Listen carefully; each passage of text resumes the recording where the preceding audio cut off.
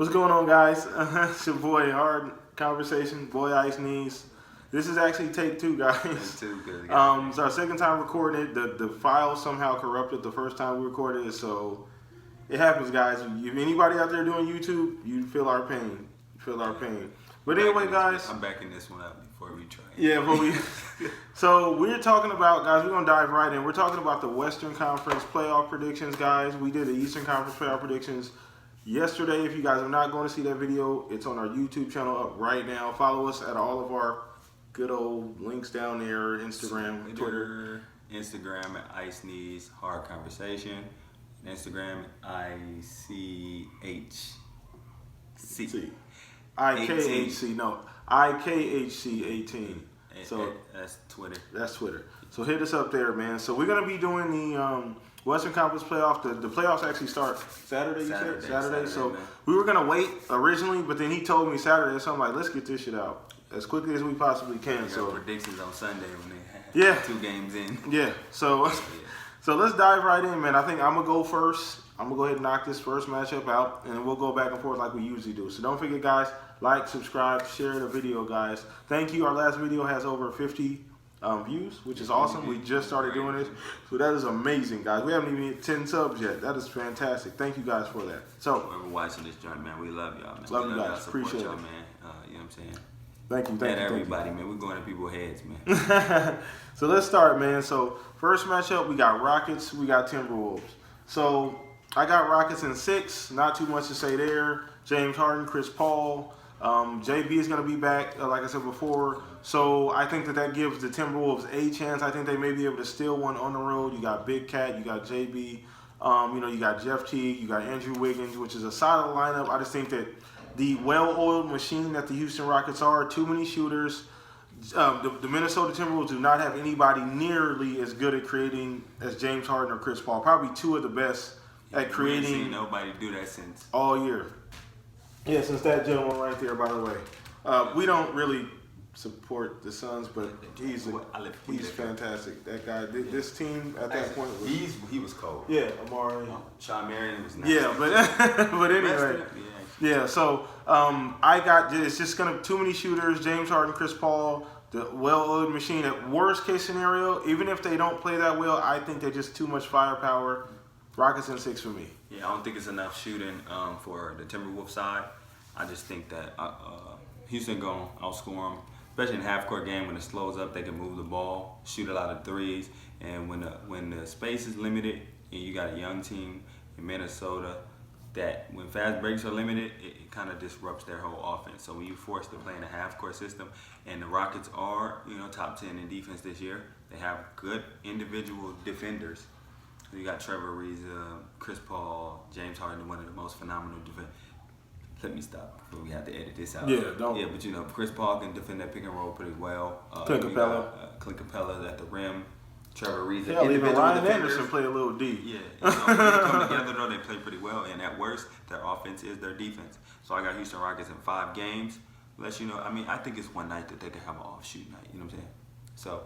Yeah, I'm gonna go ahead and rock with the Rockets. You wanna do this next one? So this your favorite damn team? Yeah, man, it's OKC. Like I was saying before, last video that got deleted. Oklahoma City is the only and probably the weirdest conundrum. OKC and Jazz, by the way, guys. OKC versus Utah, but Oklahoma City is the weirdest conundrum in the league. Like they can literally beat anybody. They're capable of winning a championship at that high, and they're capable of getting beat 4 games at that level. They can literally get beat by anybody on some days, which is crazy. Point. So I mean, you know what I'm saying? Just if you can get Paul George and Carmelo to produce just a little bit, I think Oklahoma City gets in 6 games. They're playing a young, inexperienced team in Utah Jazz. I think they're gonna fight really rough. So I think they can get 2 games. But I think Oklahoma City, Russell Westbrook's too much. It could be a matchup problem for everybody. And if you get Paul George to actually perform like last playoffs on the east side, it's in the west side, but it's not even going to be close. Yeah. Because Paul George and them guys both dropping 30. It's going to be hard. The Jazz can't replicate that. Yeah, it's going to be so it's going to, you know what I'm saying? So I agree. OKC in 6. I got OKC in 6 also too. Like you said, good points, Ice Knees, as usual. Jazz, a young team. Donovan Mitchell plays a lot more mature than a rookie. Doesn't play like a rookie at all. You got Rudy Gobert, my defensive player of the year.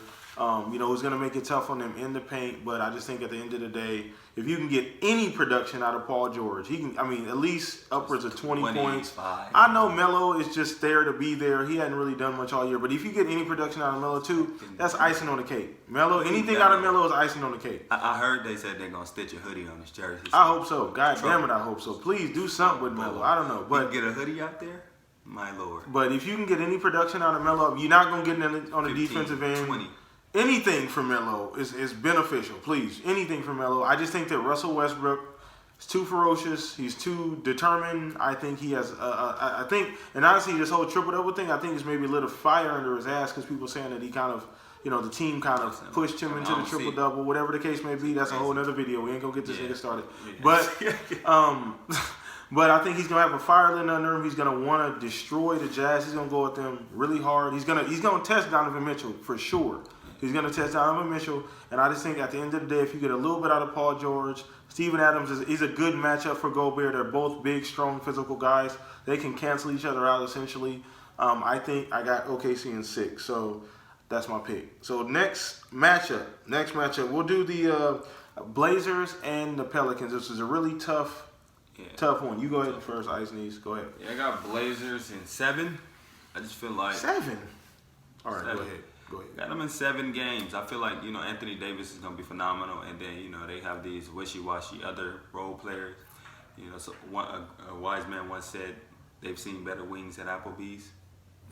So what I'm saying, the lack of wing dominance from the Pelicans, I think is ultimately gonna get them beat. Anthony Davis so phenomenal. And then you got Damian Lillard and McCollum on the other side that just lighten. I think they're just gonna light it up with minimal resistance. I think nobody's really gonna be able to guard him. But Anthony Davis can't protect the rim. Yeah. I think Damian Lillard is gonna get crazy. I think CJ McCollum is gonna get crazy, and I think what is that man's name? It's not Jokic. Nurkic. Their name's too similar. Nurkic is crazy too. He's crazy, so it might put a little pressure on AD. A little bit. Yeah, so ultimately I have the Blazers winning that in 7. 7. Okay. So I don't agree with 7 games. I don't think it's gonna go that long. I just think it's gonna be too much of this, whole lot of this. It is. But I think that I don't want to be disrespectful to Anthony Davis because at worst he's a second best big man in the entire NBA at worst. So I think that he's great. He's good enough, and he's great enough to get them to. He can drag it to 7. So I don't wholeheartedly disagree. I just think that it won't go that long because I don't think he'll have enough help. You know what I'm saying? I think he can. There'll be maybe 1 or 2 games where he may go fucking bananas. We talking 45, 15, 45, 25, some crazy ass shit. Some crazy. And if he's good enough to control the pace of the game, he can drag it to 7. I just think that backcourt play. I don't think they're gonna get enough offense out of Rondo. Rondo's decent defensively. He's not the Celtics Rondo that he was prior. A little older now. Drew Holiday's wishy-washy. You never know. Drew Holiday can turn around and give you 30 and 10. Next game, give you 8 and 2. The next game. So it's like you just never know. And you got the other in-between guys. So I just think at the end of the day, Damian Lillard, CJ McCollum are going to be too much to overcome. I got Blazers in 6. So you want to knock this last one out? Last one is, of course, Golden State and San Antonio. Now, you know what I'm saying? It's like mirror images of each other, but the talent is like, man, you ever put that thing on a weight bar? The talent for Golden State, I'd be like, so, I mean, they play well without Kawhi. I don't really give them much of a shot, but I do think they are a great basketball team. They play great basketball. You don't think they have firepower on offense? Not enough. Not to score with Golden State, even without Curry. With Curry, it'd be nasty. But without Curry, they still got KD, Klay Thompson, Draymond can get crazy down there. So it's just too much talent in favor of Golden State, and they play similar. Pretty much the same. It's just like the Spurs on steroids. Yeah, pretty much. So I definitely got Golden State in 5 games. Worst case scenario. 6. Worst case scenario. Oh, 5. Oh, worst case scenario 5. Okay, my bad. I'm tripping. Yeah, okay. All right, so I agree. Because Pop is probably my favorite coach in the NBA. Being wholeheartedly just. With all due respect, I got them in 6. I'm giving the Spurs 2. I feel like they can snatch 1 or 2 at the crib at home in San Antonio. They play well, team defense. I think Pop will have those guys ready. LaMarcus Aldridge had a low-key underrated year. He's 20-9, 22, 23-9, something crazy like that. He's been doing this thing all year low-key, and they chewed him up last year. He didn't even want to be there last year. It was so bad. So I think he's really redeemed himself this year. I just think the absence of Kawhi is the biggest problem. Because, I mean, even with Kawhi, you still don't have an answer for Kevin Durant, but you do have a guy who can do something on the offensive end and make him work on the defensive end, too. So I just think that without Kawhi, it's not enough firepower. You got guys like Patty Mills. You're relying on him. You're relying on guys like Danny Green. A lot of those other players who aren't really used to being in those situations without a guy like Kawhi. Danny Green is solid on defense. He's solid Patty defensively, Mills but can't guard him. Either way, like I said, Draymond, Clay, they move the ball fantastic. Like you said, they are similar teams. Ball movement is the key to the team. I just think when you got a guy like Clay, Draymond, and KD, it's just too much talent on one side of the ball. They don't really match up that well. So I just think I got the Warriors in 6 at the very best, and at the very worst for the Spurs, probably 5 more than likely, honestly. So that's going to wrap up our Western Conference picks, everybody. Once again, we just want to say thank you guys for watching our videos. Like, subscribe. Another thing we got to address is pretty much like we told you guys. Dang, playoff seeding switched in the East. So our matchups. Our last video, guys. For Miami versus, we had Boston versus Miami. And then we had the Sixers versus Milwaukee. Now the Sixers killed Milwaukee. Yeah. Moved them a seed down. So now they'll be playing the Boston Celtics, which is a more favorable matchup for them first round. Yeah. They're vulnerable. Yeah. I still got Boston in 7. I just think I like the way that they play.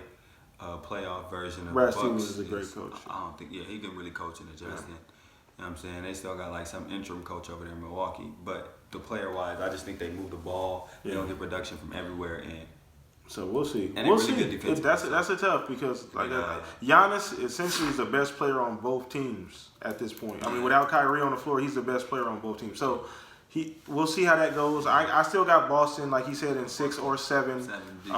Because Bucks have been consistent. In the next matchup, it's Philly versus Miami. I got Philadelphia in 5 games. I think Ben Simmons is gonna be too much for them. They don't have enough scoring really to compete with top teams. They play them tough. Yeah, Miami's a tough out. They play everybody tough. The problem is, it gets tighter. Like my man Andre Iguodala said, what's the difference between regular season and playoffs? Said assholes get tight. Yeah. You know what I'm saying? So I think Ben Simmons is built. I think he's definitely built to perform on any level. Yeah. He's been phenomenal. You got Joel coming back too. Yeah, Joel. So I mean, it's just him and Hassan Whiteside. They got this little mini rivalry going on. They've always had it over the years. Since Embiid has been healthy, they've kind of gone back and forth. So I think they can essentially, they don't have anybody to really guard Ben Simmons. Essentially, I mean, you're counting on D Wade to provide that veteran leadership and scoring down the stretch, which he still can. He still can. But he comes off the bench. You guys got Richardson. You guys got Dragic. You guys got James Johnson, who you're relying on to play. I think he took a nosedive this year. Yeah, he's phenomenal. Yeah, he got that fat contract at the end of last year. Yeah, probably most improved player, and then this year he's kind of taking a step back. So you never know. So I got the Sixers in probably 5 or 6 games, honestly. So that's gonna wrap it up, guys. The second time I'm doing this, we're doing this. But once again, guys, follow all of the links down here at the bottom of the right here. Add us, argue with us, debate us. How you guys feel? Comment. Yeah, comment too. Please let us know. Comment how you guys feel about our predictions. If you guys think they're trash, please let us know. If you guys think they're great, let us know. We like to go back and forth and debate. That's why we do this. So thank you guys for subscribing too.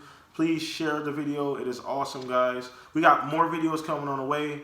A ton of videos. We'll get into the heavy stuff too. I know y'all want to hear. Well, once the playoffs are starting, we gonna get into some stuff that we need to address. So anyway, peace out, guys. See you later.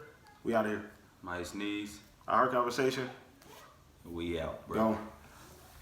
I got 1, 2, 3, 4, 5, 6, 7, 8 M's in my bank account. I got 1, 2, 3, 4, 5, 6, 7, 8 M's in my bank account.